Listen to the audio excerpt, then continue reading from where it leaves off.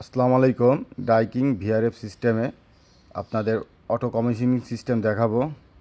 এটা VRF system, এটা আমরা নাইট্রোজেন প্রেশার দিয়ে ভ্যাকুয়াম করছি। এখন ম্যানুয়ালি গ্যাস দিচ্ছি, যেহেতু সিস্টেমে গ্যাস দেওয়া থাকে অল্প, তো আমরা কিছুটা গ্যাস দিয়ে দিচ্ছি পাইপ এবং চেম্বারে।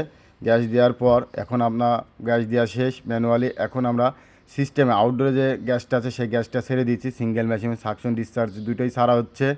এটা আমরা সিস্টেমে গ্যাসটা ছেড়ে দেওয়ার পর আমরা পাওয়ার অন করলাম। পাওয়ার অন করে দেখব সিস্টেমে কোনো কিছু সমস্যা আছে কিনা, মানে কোনো অ্যালার্ম আছে কিনা বা কোনো কিছু আছে কি। সিস্টেমটা অন করলাম, বেজ ওয়ান দিয়ে 5 সেকেন্ড ধরার পর পাওয়ার আসলো। পাওয়ার আসার পর সিস্টেমটা দেখেন, এখন কোনো কোনো রকমের সমস্যা থাকলে সেটা দেখা যাবে যে সিস্টেমে কোনো সমস্যা আছে কি না, বা সমস্যা না থাকলে অটোমেটিক চলবে।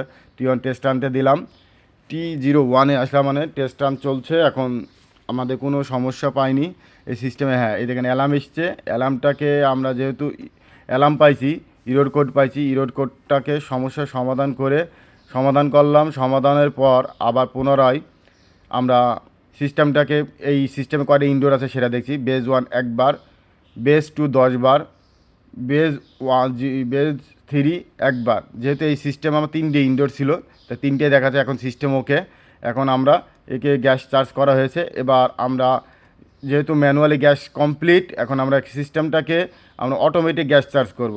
এটা কিভাবে কাজ করে পুনরায় আপনাদের ধারণা দিচ্ছে জাস্ট। আমরা এখন অটোমেটিক গ্যাস চার্জ করবে, এই যে অটো চার্জ, এটা বলে অটো চার্জ। এই সিস্টেমে যতটুক গ্যাস নেওয়ার দরকার, আমরা ম্যানুয়ালি যতটুক দেওয়া দিয়েছি, এবার মেশিনের নির্দিষ্ট পরিমাণ, এটা এত পিএসআই গ্যাস নেবে যেহেতু একটা গ্যাস। তা এখানে টেস্ট রান শুরু করছি।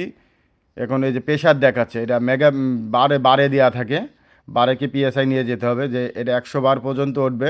অটোমেটিক গ্যাস নিচ্ছে যতটুক গ্যাস নেওয়ার দরকার, এই সিস্টেমটাকে এটা দিয়ে গ্যাস দিতে হবে। আমরা আদার্স দিবে যে সাকশন দিয়ে গ্যাস দিতে হবে না, যেহেতু সিস্টেম চালু হয়েছে।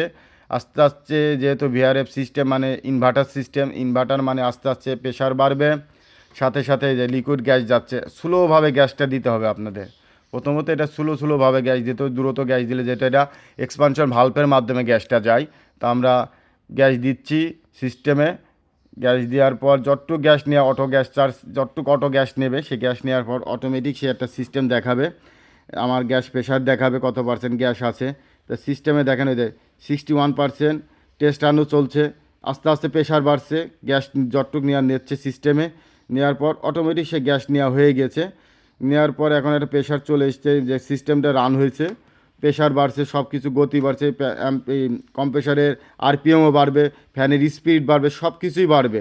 তো আমার অটো গ্যাস নেওয়া মোটামুটি কমপ্লিট হওয়ার পর এখন P9 আসবে, যে পি নাইন মানে অটো গ্যাস চার্জ কমপ্লিট। এখন আমি যেহেতু গ্যাস বন্ধ করে দেবো সিস্টেমটাকে, যেহেতু অটো গ্যাস কমপ্লিট এবং সিস্টেম আমার ওকে, এখন গ্যাস নেওয়া ওকে। এখন আমি এটাকে টেস্ট রান দেবো। তা টেস্ট রানে দিতে হলে যেহেতু সিস্টেমে বেজ 1 একবার টিপে সিস্টেমটা বন্ধ করতে হবে। দেখেন আমি আবারও দেখাই, এই যে বেজ 1 অফ করলাম। এবার বেজ 2 5 সেকেন্ড ধরলেই সিস্টেম রান হবে। দেখেন সিস্টেম রান হলো 5 সেকেন্ড। এবার টেস্ট রান শুরু, যেহেতু টেস্ট রান শুরু হয়ে গেল।